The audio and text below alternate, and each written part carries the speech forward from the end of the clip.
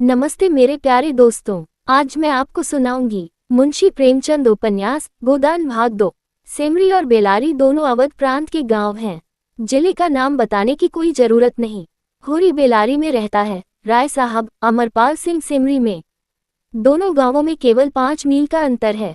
पिछले सत्याग्रह संग्राम में राय साहब ने बड़ा यश कमाया था। काउंसिल की मेंबरी छोड़कर जेल चले गए थे। तब से उनके इलाके के असामियों को उनसे बड़ी श्रद्धा हो गई थी। यह नहीं कि उनके इलाके में असामियों के साथ कोई खास रियायत की जाती हो या डांड और बेगार की कड़ाई कुछ कम हो, मगर यह सारी बदनामी मुख्तारों के सिर जाती थी। राय साहब की कीर्ति पर कोई कलंक न लग सकता था। वह बेचारे भी तो उसी व्यवस्था के गुलाम थे। जाब्ते का काम तो जैसे होता चला आया है वैसा ही होगा। राय साहब की सज्जनता उस पर कोई असर न डाल सकती थी, इसलिए आमदनी और अधिकार में जौ भर की भी कमी न होने पर भी उनका यश मानो बढ़ गया था। असामियों से वह हंसकर बोल लेते थे, यही क्या कम है, सिंह का काम तो शिकार करना है। अगर वह गरजने और गुर्राने के बदले मीठी बोली बोल सकता तो उसे घर बैठे मनमाना शिकार मिल जाता। शिकार की खोज में जंगल में न भटकना पड़ता। राय साहब राष्ट्रवादी होने पर भी हुकाम से मेलजोल बनाए रखते थे। उनकी नजरें और डालियां और कर्मचारियों की दस्तूरियां जैसी की तैसी चली आती थी। साहित्य और संगीत के प्रेमी थे, ड्रामा के शौकीन, अच्छे वक्ता थे, अच्छे लेखक, अच्छे निशानेबाज। उनकी पत्नी को मरे आज 10 साल हो चुके थे, मगर दूसरी शादी न की थी। हंस बोलकर अपने विधुर जीवन को बहलाते रहते थे। होरी ड्योढ़ी पर पहुंचा तो देखा, जेठ के दशहरे के अवसर पर होने वाले धनुष यज्ञ की बड़ी जोरों से तैयारियां हो रही हैं। कहीं रंग मंच बन रहा था, कहीं मंडप, कहीं मेहमानों का आतिथ्य गृह, कहीं दुकानदारों के लिए दुकानें। धूप तेज हो गई थी, पर राय साहब खुद काम में लगे हुए थे। अपने पिता से संपत्ति के साथ साथ उन्होंने राम की भक्ति भी पाई थी और धनुष यज्ञ को नाटक का रूप देकर उसे शिष्ट मनोरंजन का साधन बना दिया था। इस अवसर पर उनके यार दोस्त, हाकिम, हुकाम सभी निमंत्रित होते थे और 2-3 दिन इलाके में बड़ी चहल पहल रहती थी। राय साहब का परिवार बहुत विशाल था। कोई 150 सरदार एक साथ भोजन करते थे। कई चचा थे, दर्जनों चचेरे भाई, कई सगे भाई, बीसियों नाते के भाई। एक चचा साहब राधा के अनन्य उपासक थे और बराबर वृंदावन में रहते थे। भक्ति रस के कितने ही कवित्त रच डाले थे और समय समय पर उन्हें छपवाकर दोस्तों की भेंट कर देते थे। एक दूसरे चचा थे जो राम के परम भक्त थे और फारसी भाषा में रामायण का अनुवाद कर रहे थे। रियासत से सबक वजीफे बंधे हुए थे, किसी को कोई काम करने की जरूरत न थी।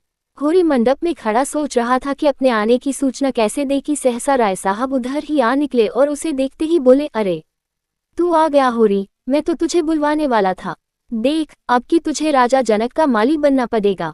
समझ गया न? जिस वक्त श्री जानकी जी मंदिर में पूजा करने जाती हैं, उसी वक्त तू एक गुलदस्ता लिए खड़ा रहेगा और जानकी जी को भेंट करेगा। गलती न करना और देख, असामियों से ताकीद करके ये कह देना कि सब के सब शगुन करने आए। मेरे साथ कोठी में आ, तुझसे कुछ बातें करनी है। वह आगे आगे कोठी की ओर चले, होरी पीछे पीछे चला। वहीं एक घने वृक्ष की छाया में एक कुर्सी पर बैठ गए और होरी को जमीन पर बैठने का इशारा करके बोले, समझ गया मैंने क्या कहा। कारकुन को तो जो कुछ करना है वह करेगा ही, लेकिन असामी जितने मन से असामी की बात सुनता है, कारकुन की नहीं सुनता। हमें इन्हीं 5-7 दिनों में 20,000 का प्रबंध करना है। कैसे होगा समझ में नहीं आता। तुम सोचते होगे मुझ टके के आदमी से मालिक क्यों अपना दुखड़ा ले बैठे। किससे अपने मन की कहूं, न जाने क्यों तुम्हारे ऊपर विश्वास होता है। इतना जानता हूं कि तुम मन में मुझ पर हंसोगे नहीं, और हंसो भी तो तुम्हारी हंसी मैं बर्दाश्त कर सकता हूं। नहीं सह सकता उनकी हंसी जो अपने बराबर के हैं, क्योंकि उनकी हंसी में ईर्ष्या, व्यंग और जलन है। और वे क्यों न हंसेंगे। मैं भी तो उनकी दुर्दशा और विपत्ति और पतन पर हंसता हूं, दिल खोलकर, तालियां बजाकर। संपत्ति और सहृदयता में बैर है। हम भी दान देते हैं, धर्म करते हैं, लेकिन जानते हो क्यों? केवल अपने बराबर वालों को नीचा दिखाने के लिए।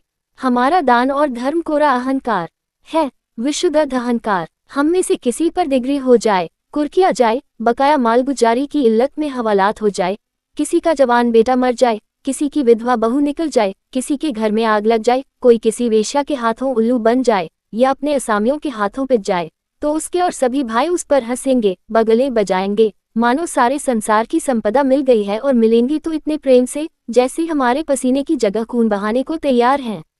अरे और तो और हमारे चचेरे, फुफुरे, ममेरे, मौसेरे भाई जो इसी रियासत की बदौलत मौज उड़ा रहे हैं, कविता कर रहे हैं और जुए खेल रहे हैं, शराबें पी रहे हैं और अय्याशी कर रहे हैं, वह भी मुझसे जलते हैं। आज मर जाऊं तो घी के चिराग जलाएं। मेरे दुख को दुख समझने वाला कोई नहीं। उनकी नज़रों में मुझे दुखी होने का कोई अधिकार ही नहीं है। मैं अगर रोता हूँ तो दुख की हंसी उड़ाता हूँ। मैं अगर बीमार होता हूँ तो मुझे सुख होता है। मैं अगर अपना ब्याह करके घर में कलह नहीं बढ़ाता तो यह मेरी नीच स्वार्थपरता है। अगर ब्याह कर लूं तो वह विलासांधता होगी। अगर शराब नहीं पीता तो मेरी कंजूसी है। शराब पीने लगूं तो वह प्रजा का रक्त होगा।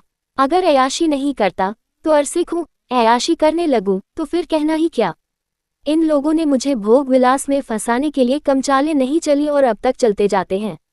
उनकी यही इच्छा है कि मैं अंधा हो जाऊं और ये लोग मुझे लूट ले, और मेरा धर्म ये है कि सब कुछ देखकर भी कुछ न देखूं, सब कुछ जानकर भी गधा बना रहूं। राय साहब ने गाड़ी को आगे बढ़ाने के लिए 2 बीड़े पान खाए और होरी के मुंह की ओर ताकने लगे, जैसे उसके मनोभावों को पढ़ना चाहते हों। होरी ने साहस बटोर कहा, हम समझते थे कि ऐसी बातें हम ही लोगों में होती हैं, पर जान पड़ता है बड़े आदमियों में भी उनकी कमी नहीं है। राय साहब ने मुंह पान से भर कर कहा, तुम हमें बड़ा आदमी समझते हो। हमारे नाम बड़े हैं पर दर्शन थोड़े। गरीबों में अगर ईर्ष्या या बैर है तो स्वार्थ के लिए या पेट के लिए। ऐसी ईर्ष्या और बैर को मैं क्षम्य समझता हूँ। हमारे मुंह की रोटी कोई छीन ले तो उसके गले में उंगली डालकर निकालना हमारा धर्म हो जाता है। अगर हम छोड़ दे तो देवता हैं। बड़े आदमियों की ईर्ष्या और बैर केवल आनंद के लिए है। हम इतने बड़े आदमी हो गए हैं कि हमें नीचता और कुटिलता में ही नहीं, स्वार्थ और परम आनंद मिलता है। हम देवतापन के उस दर्जे पर पहुंच गए हैं जब हमें दूसरों के रोने पर हंसी आती है। इसे तुम छोटी साधना मत समझो। जब इतना बड़ा कुटुंब है तो कोई न कोई तो हमेशा बीमार रहेगा ही, और बड़े आदमियों के रोग भी बड़े होते हैं। वह बड़ा आदमी ही क्या जिसे कोई छोटा रोग हो, मामूली ज्वर भी आ जाए तो हमें सरसाम की दवा दी जाती है, मामूली गुंसी भी निकल आए तो वह जहरबाद बन जाती है। अब छोटे सर्जन और मझोले सर्जन और बड़े सर्जन तार से बुलाए जा रहे हैं। मसीहुल मुल्क को लाने के लिए दिल्ली आदमी भेजा जा रहा है, विशगाचार्य को लाने के लिए कलकत्ता। उधर देवालय में दुर्गा पाठ हो रहा है और ज्योतिषाचार्य कुंडली का विचार कर रहे हैं और तंत्र के आचार्य अपने अनुष्ठान में लगे हुए हैं।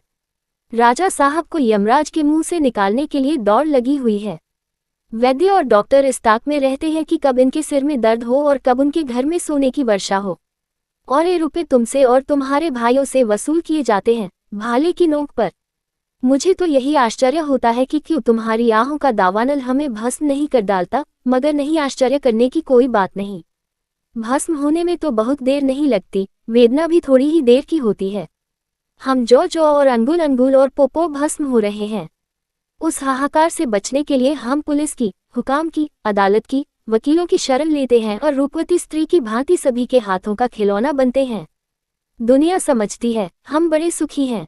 हमारे पास इलाके, महल, सवारियां, नौकर चाकर, कर्ज, वेश्याएं क्या नहीं है, लेकिन जिसकी आत्मा में बल नहीं, अभिमान नहीं, वह चाहे कुछ हो, आदमी नहीं है। जिसे दुश्मन के भय के मारे रात को नींद न आती हो, जिसके दुख पर सब हंसे और रोने वाला कोई न हो, जिसकी चोटी दूसरों के पैरों के नीचे दबी हो, जो भोग विलास के नशे में अपने को बिल्कुल भूल गया हो, जो हुकाम के तलवे चाहता हो और अपने अधीनों का खून चूसता हो, मैं उसे सुखी नहीं कहता। वह तो संसार का सबसे अभागा प्राणी है। साहब शिकार खेलने आए या दौरे पर, मेरा कर्तव्य है कि उनकी दुम के पीछे लगा रहूं। उनकी भौहों पर शिकन पड़ी और हमारे प्राण सूखे। उन्हें प्रसन्न करने के लिए हम क्या नहीं करते, मगर वह पचड़ा सुनाने लगूं तो शायद तुम्हें विश्वास न आए। डालियों और रिश्वतों तक तो खैर गनीमत है, हम सिगदे करने को भी तैयार रहते हैं। मुफ्तखोरी ने हमें अपन बना दिया है। हमें अपने पुरुषार्थ पर लेश मात्र भी विश्वास नहीं, केवल अफसरों के सामने दुम हिला हिलाकर किसी तरह उनके कृपापात्र बने रहना और उनकी सहायता से अपने प्रजा पर आतंक जमाना ही हमारा उद्यम है। पिछले गुओं की खुशामदों ने हमें इतना अभिमानी और तुनक मिजाज बना दिया है कि हम में शील, विनय और सेवा का लोप हो गया है। मैं तो कभी कभी सोचता हूँ कि अगर सरकार हमारे इलाके छीन कर हमें अपने रोजी के लिए मेहनत करना सिखा दे तो हमारे साथ महान उपकार करे, और ये तो निश्चय है कि अब सरकार भी हमारी रक्षा न करेगी। हमसे अब उसका कोई स्वार्थ नहीं निकलता। लक्षण कह रहे हैं कि बहुत जल्द हमारे वर्ग की हस्ती मिट जाने वाली है। मैं उस दिन का स्वागत करने को तैयार बैठा हूँ। ईश्वर वह दिन जल्द लाए। वह हमारे उद्धार का दिन होगा। हम परिस्थितियों के शिकार बने हुए हैं। ये परिस्थिति ही हमारा सर्वनाश कर रही है और जब तक संपत्ति की यह बिल्ली हमारे पैरों से न निकलेगी, जब तक यह अभिशाप हमारे सिर पर मंडराता रहेगा, हम मानवता का वो पद न पा सकेंगे जिस पर पहुंचना ही जीवन का अंतिम लक्ष्य है। राय साहब ने फिर गिलोरी दान निकाला और कई गिलोरियां निकालकर मुंह में भर ली। कुछ और कहने वाले थे कि एक चपरासी ने आकर कहा, सरकार, बेगारों ने काम करने से इनकार कर दिया है। कहते हैं जब तक हमें खाने को न मिलेगा हम काम न करेंगे। हमने धमकाया तो सब काम छोड़कर अलग हो गए। राय साहब के माथे पर बल पड़ गए। आंखें निकालकर बोले, चलो मैं इन दुष्टों को ठीक करता हूँ। जब कभी खाने को नहीं दिया तो आज यह नई बात क्यों? एक आने रोज के हिसाब से मजूरी मिलेगी जो हमेशा मिलती रही है और इस मजूरी पर काम करना होगा, सीधे करें या टेढ़े। फिर होरी की ओर देखकर बोले, तुम अब जाओ होरी, अपनी तैयारी करो। जो बात मैंने कही है उसका ख्याल रखना। तुम्हारे गांव से मुझे कम से कम 500 की आशा है। राय साहब झल्लाते हुए चले गए। होरी ने मन में सोचा, अभी ये कैसी कैसी नीति और धर्म की बातें कर रहे थे और एकाएक कितने गर्म हो गए। सूर्य सिर पर आ गया था। उसके तेज से अभिभूत होकर वृक्ष ने अपना पसार समेट लिया था। आकाश पर मटियाली गर्द छाई हुई थी और सामने की पृथ्वी कांपती हुई जान पड़ती थी। होरी ने अपना डंडा उठाया और घर चला। शगुन के रुपए कहाँ से आएंगे, यही चिंता उसके सिर पर सवार थी। दोस्तों, यहाँ पर गोदान का पार्ट 2 समाप्त होता है। गोदान पार्ट 3 देखने के लिए डिस्क्रिप्शन में दिए गए लिंक पर क्लिक करें या फिर गोदान प्लेलिस्ट में जाकर आप गोदान के सारे पार्ट देख सकते हैं। धन्यवाद दोस्तों। वीडियो को लाइक करें और अपनी राय कमेंट बॉक्स में ज़रूर दें और हाँ, चैनल को सब्सक्राइब भी कर लें ताकि आपको हमारे सारे अपडेट्स मिलते रहें।